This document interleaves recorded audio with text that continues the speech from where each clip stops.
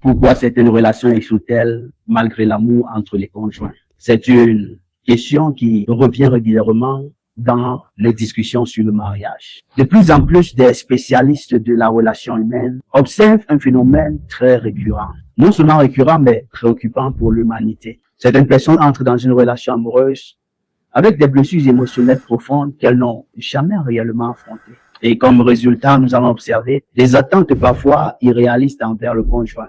Certaines personnes espèrent inconsciemment que leur partenaire réparera leur passé, guérira leur traumatisme ou alors comblera leur manque affectif. Mais je me pose une question. Est-ce que c'est réellement ça, le rôle de l'époux ou de l'épouse au sein du mariage? Je me suis penché sur le point de vue psychologique et j'ai l'impression que les psychologues parlent souvent de blessures d'abandon, des blessures de rejet ou encore du manque de sécurité émotionnelle. Lorsque ces choses-là ne sont pas traitées, ces blessures peuvent à un moment donné de la vie influencer le comportement au sein du couple. Jalousie excessive, besoin permanent de contrôle, méfiance constante, difficulté de faire confiance au conjoint.